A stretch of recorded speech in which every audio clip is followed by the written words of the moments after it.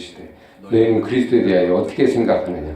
누구의 자손이냐? 대답하되 다윗의 자손이다. 이르시되 그러면 다윗이 성령에 감동되어 어찌 그리스도를 주라 칭하여 말하되 주께서 내 주께 이르시되 내가 내 원수를 내 발 앞에 둔 때까지 네 우편에 앉아 있으라 하셨도다. 다윗이 그리스도를 주라 칭하였은즉 어찌 그의 자손이라 하겠으니 한마디도 능히 대답하는 자가 그날부터 감히 그에게 묻는 자도 없더라. 이게 무슨 말이에요? 이거 아주 명확하죠? 여기 보세요. 다윗이 성령에 감동되어 어찌 그리스도를 주라 칭하여 말하되 주님을 믿었다는 거잖아요. 그죠? 그리스도를 주라 칭하였다 그랬잖아요. 근데 어찌 그의 자손이 되겠느냐? 그러니까 나를 누가 믿었다? 다윗이. 너희들이 이렇게 추앙하는 다윗이. 네. 그러면 순서상으로 지금 마태복음 22장 41절 지금 얘기하고 있어요. 그죠? 순서적으로 보면 그리스도가 나중에 태어났는데 어떻게 다윗이 그리스도를 믿을 수 있느냐 이 얘기죠. 말이 안 되잖아요. 근데 성경 구절을 인용했죠. 시편 구절. 그러니까 꼼짝을 못하는 거예요. 그죠? 시편에 그렇게 얘기했지 않았냐. 그러니까 이제 아무 얘기를 못하는 거예요. 아무도 할 말을 못고 그냥 잃어버렸다 이 말이에요. 이건 뭡니까? 이게 이제 구약을 이해하면 아주 중요한 키가 되는데요. 이제 다윗이 하나님이 엘리부터 사무엘부터 상해서 사실 이거 찾아가는 거거든요. 이걸 찾아가는 거예요. 요렇게 보면 이 구약의 이야기가 쭉 연결이 돼요. 사무엘서가 뚫리는 맥을 찾는 거예요. 맥을. 그러면 재밌습니다. 찾아가는 게. 영화라는 게 딱 그 메시지를 붙잡고 가면 재미가 있어요. 그죠? 그럼 그걸 이렇게 보이니까 사무엘을 몰랐어요. 뭐 어느 정도 알지만 정확하게 그분을 모르지만 하나님은 그를 끌고 가는 거예요. 사무엘의 임무가 뭐죠? 기름 부음을 받는 거예요. 기름 부음자는 메시아를 의미하는 거예요. 그죠? 종말론적인 메시아. 근데 기름 부음자가 찾으라. 얘 사울은 아니다. 내가 마음에 삽한 한 사람이 있다. 찾으라. 찾아다니잖아요. 여기 있습니까? 다윗의 8명의 아들 중에 있다는 거예요. 근데 딱 보고 뭐라고 하죠? 기름 부을 자를 어떻게 자기는 찍었어요? 몇째 아들? 첫째 아들. 엘리압이 딱 오니까 훌륭해. 바로 이 사람. 야 아니다. 이 사람이 아니다. 그래. 다 지나갔는데 아무도 없는 거예요. 그죠? 그리고 그럼 아무도 없는데 있다 저기. 혹시 아들 남아 저 말지에 있습니다. 걔를 데려와라. 그리고 데려오니까 그에게 기름을 부라. 그래갖고 그의 기름을 부잖아. 그러면 사무엘이 다윗을 알고 가요? 모르죠. 그죠? 그냥 순종하고 가는데 사무엘의 임무는 뭐예요? 기름을 붓는 거예요. 붓는 거. 그리고 그가 메시아가 되는 거예요. 사실은. 그죠? 그를 통하여 이제 그게 상징적이죠. 예를 들면 다윗은 하나의 이제 모티브고 그림자고 사실은 거기에 누굴 담으면 예수 그리스도를 담은 거죠. 예수 그리스도가 앞으로 오실 메시아를 여기다 담아서 다윗에게 하나님이 심고 그래서 내 마음에 합한 사람이라고 된 거죠. 일치가 돼서 여기에 심어서 사실 이 마음으로 이렇게 온 거는 다윗 속에 누가 있는 거예요? 예수 그리스도가 있는 거예요. 그러니까 다윗은 누굴 믿은 거예요? 예수 그리스도를 믿은 거라니까. 그죠? 예수 그리스도. 근데 예수 그리스도가 언제 오셨어요? 나중에 왔잖아. 그러니까 바리새인들이 계속 문제가 뭐예요? 뭐가 헷갈리는 거예요? 시간적인 개념이 혼란스러워. 안 맞는 거예요, 이게. 이제 인간적인 생각을 가지고 보니까 이게 전혀 풀어내기가 어려운 거예요. 그죠? 근데 예수님이 한 말은 바로 이 얘기를 하는 거예요. 내가 그단 말이에요. 왔다. 근데 내가 온 걸 다윗이 얘기했지 않았냐. 그러니까 내가 곧 그리스도다 하는 거를 육신적으로 보지 말고, 그죠? 다윗이 한 말. 이제 그렇게 예수님을 설명하는데 이 사람들이 이걸 이해할 리가 없겠죠. 이게 지금 성경의 사무엘부터 사무엘상부터 이렇게 뚫어서 사사기 이후부터 이렇게 해서 다윗 넘어가서 이렇게 오는 거예요. 그죠? 한마디로 딱 정리하니까 한 구절에 이걸 어떻게 이해가 됩니까? 못하죠. 그냥. 근데 바리새인은 평생 뭐 한 사람이에요? 성경만 연구하죠. 성경만 죽으라고 본 사람이에요. 근데도 이거를 읽어낼 수가 없는 거예요. 왜 우리 잡아 죽이잖아요. 그죠? 이게 우리의 맥입니다. 아주 중요한 맥. 그래서 요걸 찾아서 가면 11개도 다 뚫리고요. 11개도 사실 이 관점을 보는 거예요. 그죠? 역사가는 선한 왕, 악한 왕을 뭘로 기준으로 보냐면 다윗의 기준으로 봐요. 다윗의 길로 기준으로. 다윗은 기준이 뭐죠? 그럼 다윗의 삶을 보면 다윗은 어떻게 살았어요? 기준점이 어디예요? 하나님이에요. 하나님 말씀과 늘 기준점이에요. 사울을 죽일 수도 있었는데 기준이 하나님 기준이 있잖아요. 그렇게 살아왔던 사람, 그게 곧 하나님과 마음이 합한 부분이에요. 그러니까 그렇게 와서 신약으로 이어지는 거예요. 사실 이게 구약은 이제 복잡한데요. 요 앞에 아브람이죠. 그죠? 그 다음에 아브람이 시작이니까. 그 다음에 인물이 누구예요? 다윗이에요. 그리고 다윗의 세계가 예수 그리스도. 보면 아브람과 다윗의 자손 예수 그리스도의 세계라. 그죠? 이게 마태복음 1장에 아주 명확하게 마태가 딱 정리한 거예요. 그럼 모세는 어디 갔어요? 지금 중간에 있으면 이게 모세가 있어요. 어떻게 생각하세요? 유대인들은 누가 모세가 제2의 예수와 같은 메시아니까 그죠? 모세. 근데 모세는 빠졌어요. 왜 보면 다 아브람 다윗 얘기 나오지 뭐 모세의 자손 뭐 이런 얘기 안 나오잖아요. 그죠? 모세는 뭡니까? 어떻게 얘기해야 돼?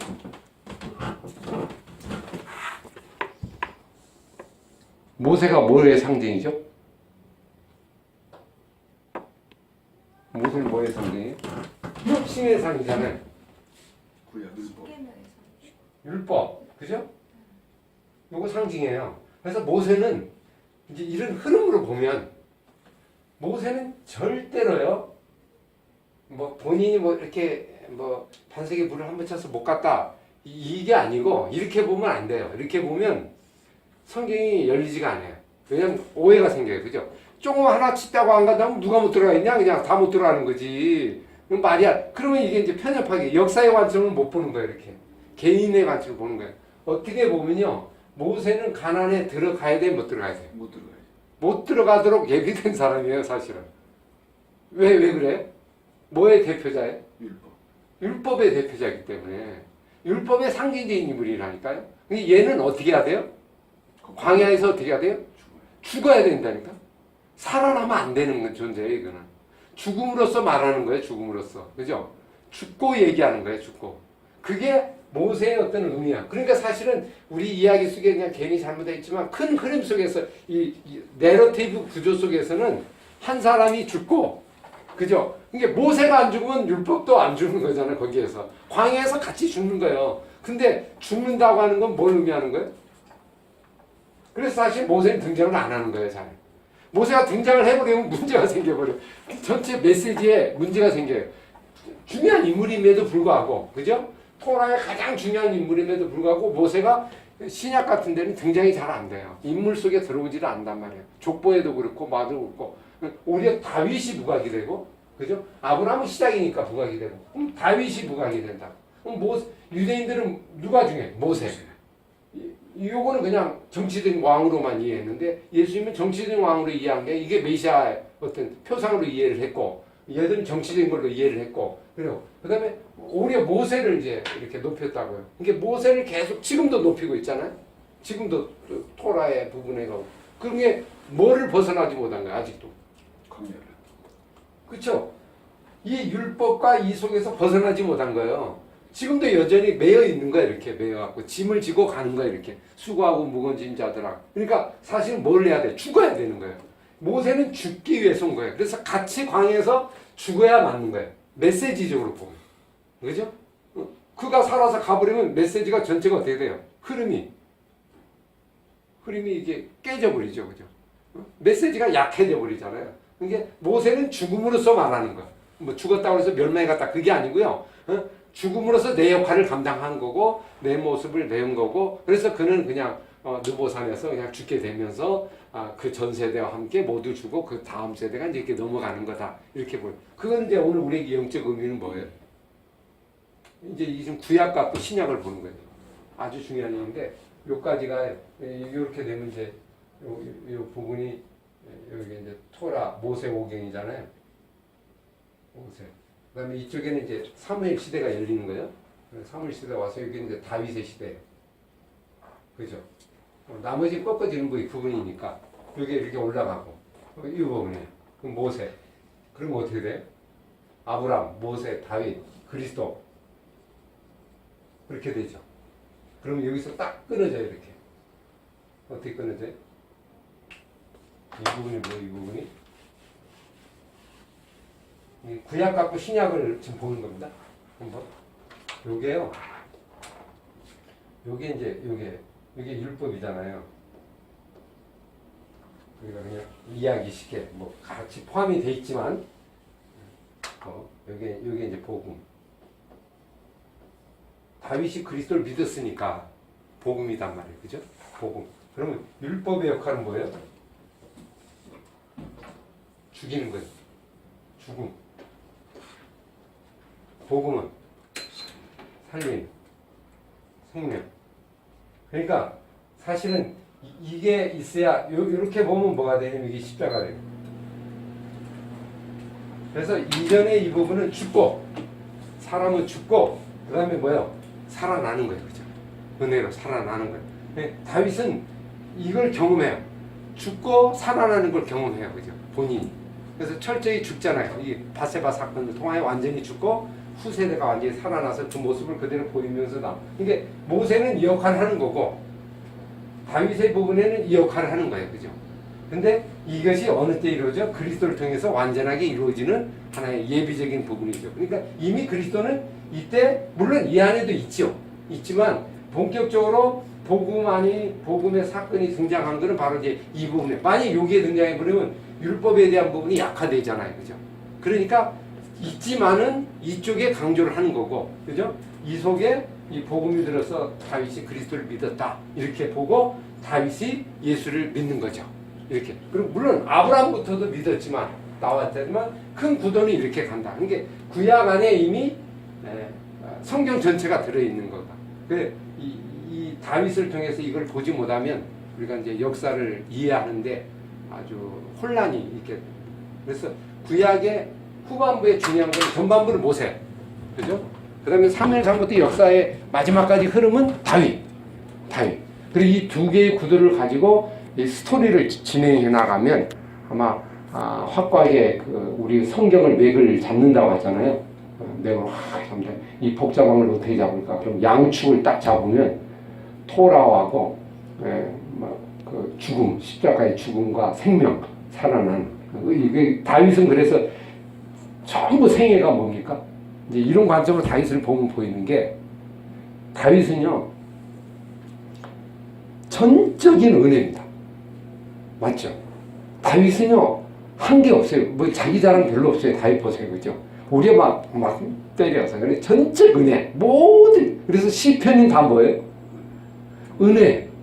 그냥 모든 게 은혜예요. 은혜. 하나님이 주신 은혜, 하나님 전부 그 찬양이에요. 찬양, 그죠? 감사와 찬양, 하나님 한번 그 고백을 거기다 딱 넣어서 전적 은혜, 그죠? 그 부분들 그걸 우리에게 찬양하고 고백하는 안에 모델로 우리에게 나왔다.